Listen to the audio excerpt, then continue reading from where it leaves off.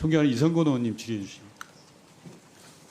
네, 부산 서하갑의 이성건 의원입니다. 인사혁신처장님에게 질문하겠습니다. 처장님, 우리나라 공무원 수가 몇 명 정도 되지요?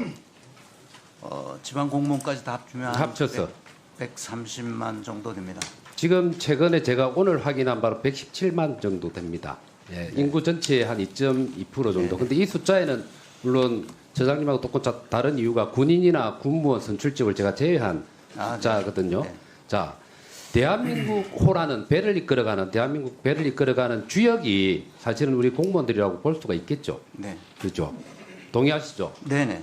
예, 이러한 공무원들이 가능하면 한 명이라도 좌절감, 박탈감, 또 우울증 같은 데 시달려서는 절대 안 된다고 생각하는데 어떻게 생각하십니까? 그렇습니다. 그렇죠. 근데 그런 공무원들에게 가장 귀감을 사야 하고 모범을 보여야 될 사람이 누구라고 생각하십니까? 네? 누구라고? 고위공직자. 고위공직자죠. 그 고위공직자의 최고의 대표가 누굽니까? 대답을 하세요. 고위공직자 중에서 누가 제일 높냐고요. 대통령이시죠. 대통령이죠. 물은 위에서 아래로 흐르고 윗물이 맑아야 아랫물이 맑죠. 네. 그죠? 그럼 대통령이 모범을 보여야지 일반 공무원들도 방금 제가 얘기하는 그런 부작용들이 안 생길 것이라고 생각합니다. PPT 한번 봐주세요. 왼편에 보면 국정자원 관리원의 공무원이 극단적인 선택을 했습니다. 알고 계시죠? 네. 근데 공교롭게도 행정부의 수반이 첫 중대본 회의를 개최해서 중요 민생 시스템은 밤을 새서라도 최대한 신속하게 복원하기를 바란다라고 지시를 한 5일 뒤에 극단적인 선택을 했고요.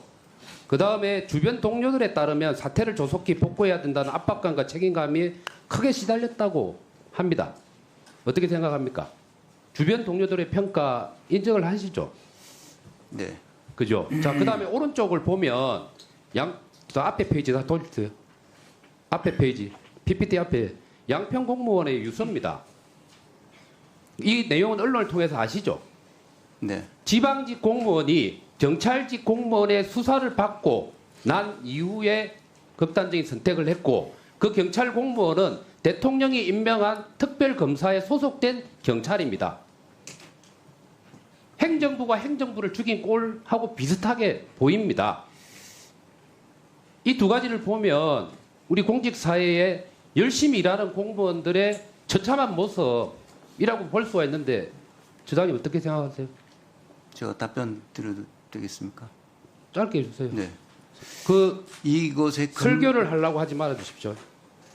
근본적인 원인을 이해하셔야 될 것 같습니다. 자, 됐습니다. 바로 다음 질문 드리겠습니다. 근본적인 이유를 설명을 하시려고 보니까 네. 아무래도 또 강의 내지 설교를 하실 것 같아서 바로 그 다음 넘어가겠습니다. 네.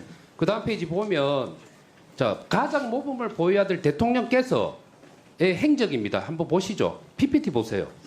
25일 날 9월 26일 날 화재가 발생하고 초진 그리고 완진될 때까지 22시간이 걸렸습니다.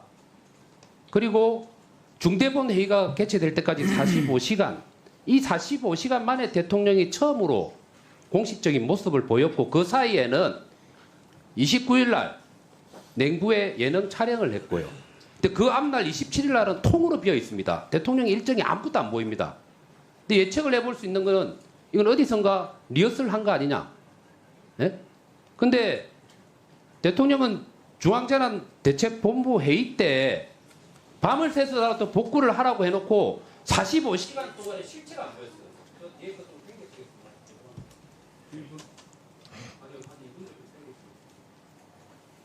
본인의 입으로 공무원들한테 주문한 내용과 본인의 행동은 정반대, 180도의 정반대 행동을 보였습니다. 자, 근데 자, 보세요.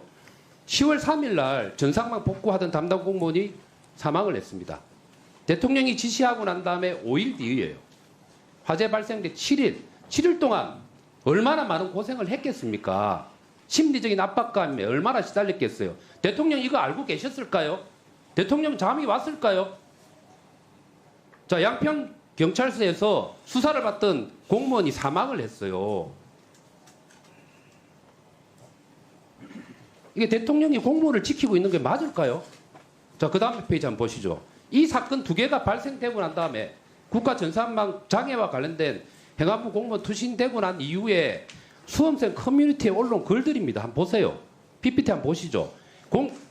공직 사회에 들어가도 결국 희생만 강요되는 것 아니냐. 몇 년간 공부에 어렵게 합격해도 결국 희생양이 될 수 있다는 사실이 너무 두렵다. 공직 사회를 떠받치는 실무 간부들이 과도한 부담을 감당하다 쓰러지는 구조가 언제까지 지속돼야 하느냐. 공무원한테 덤트기 씌우고 정치인들은 나 몰라라 하겠지. 이게 누구를 보고 하는 얘기 같습니까? 대통령과 고위공직자들입니다. 나는 도무지 이해가 안 가요. 다음 페이지 한번 보시죠.